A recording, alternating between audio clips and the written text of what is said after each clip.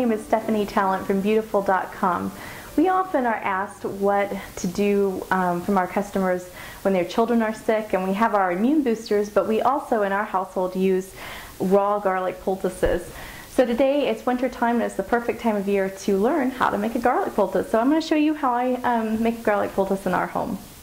Garlic has been valued to the ages. Its use has been recorded as far back as 1500 BC. And it's such a humble looking little thing, but it is so potent and so powerful, and people use it in a huge variety of ways. Our favorite way to use it in our home is we take the supplement, the odorless garlic capsules from Beautiful. That's a high concentration. But we also love the value of the fresh raw garlic, and we use it in poultices, especially for my daughter. I'm going to show you today how I normally do a poultice. And I typically just pull a clove right off the head of garlic. Sometimes you have to yank on it a little bit. And then I'll give it a nice firm bam, like that. And that allows the dry skin to be able to more easily be peeled off. You see how that just came off like that? Some people put it in the freezer for a little bit and say that helps, but this is my favorite way of doing it.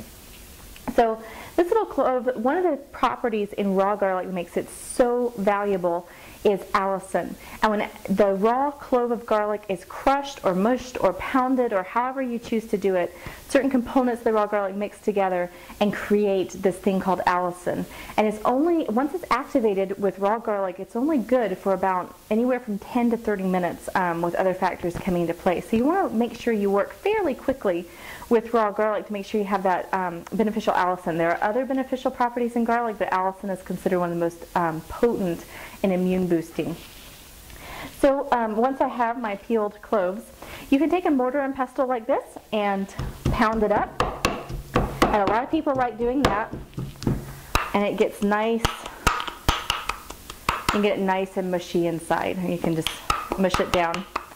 That's not my favorite way to do it. I tend to like this tool, a garlic press, and I have a kind of heavy-duty one. I got mine off of Amazon quite affordably. And with the garlic press, you just put the garlic inside like this, flip it over, and I'm just going to squeeze it in here with the other one that we mushed in the pestle, and you just squeeze it out like that. And see how it's already fine and minced up. The other way that you can do it is just hand mincing with a knife on a cutting board, and some people like to do that.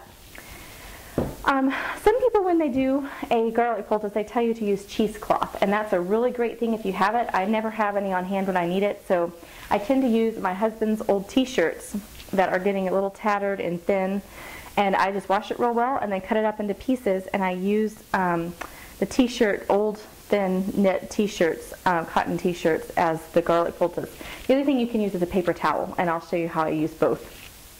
So I take a bowl and I lay whatever I'm using, whether a paper towel or a recycled t-shirt, in the bottom there.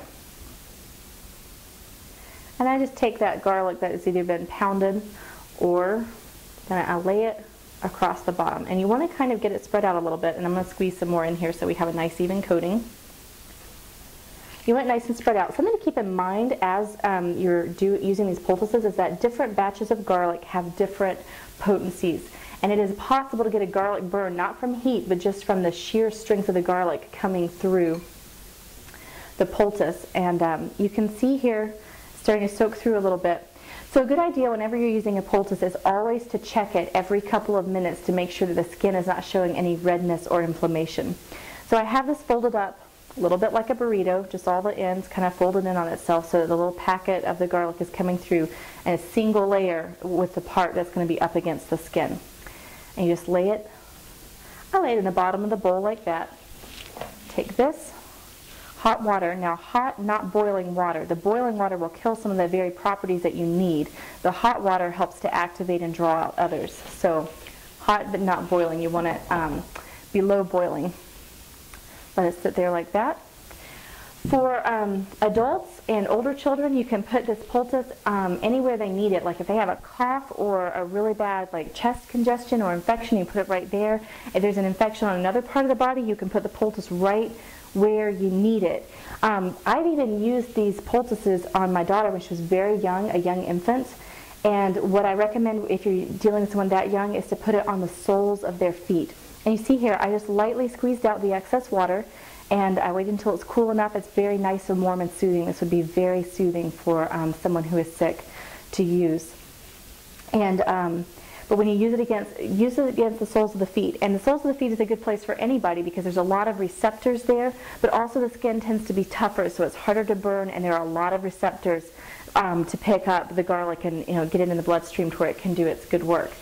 So that is how I make a little poultice. And the nice thing about the t-shirt ones is they can be reused over and over again. Now we'll quickly make one with a paper towel. Again, just lay it out and get my handy dandy little press here, squeeze it through, just thinly spread it out. You can see just thinly spread it out like that. And I fold it up like a burrito, or something like a burrito. There you go, and you can see the garlic coming through the paper towel right there. And again, just drizzle the hot water on top to activate it. Next, I want to show you how I actually use the poultice that we've just made on my daughter. I'm here with my daughter Noelle today, and she is actually sick. She has a bad cold and a cough, and so we're going to take one of these poultices that I made earlier and put it against the bottoms of her feet to help her feel better. It's hot. Well, you don't know that it's hot. It's actually really nice. Oh, isn't that warm? No. It's warm. Now normally I try to leave this against her feet for about 5 minutes per foot. Sometimes, and after I've had it on for about 2 minutes, I'll start pulling it off and checking to make sure there's no signs of burning on the bottom of her foot. This is normally how I do it. She also has a really bad cough right now, so a little later I'm probably going to take some almond oil, rub it on her back, and put this poultice right up against her back so that it can be absorbed in there and get right into her lungs where she really needs it right now. Now sometimes when I'm doing a charcoal poultice, or I know that it's a mild enough garlic that I can leave it on for a little while, I'll take this, have this up against her foot, and I'll even take a plastic bag and slip it on over her foot. Mom, see your foot for a second? Okay. I'll slip it on like this, and I'll have her watch a short movie, and I'll have it taped like that. Ow! And I'm sorry, you have that owie on the top, don't you? Yeah, okay, I'm sorry, I'll be gentle with it. So that helps hold it up against there. This is especially effective if you ever have to do a charcoal poultice, because it just holds it right up against there and you don't have to worry about them tracking it all over the house. So that's how we use poultices in our home, and hope you found that helpful. For more information, please visit our website, www.beautiful.com. If you have any questions or to order, please call 1-800-556-0967, or you can email Stephanie, steph@beautiful.com.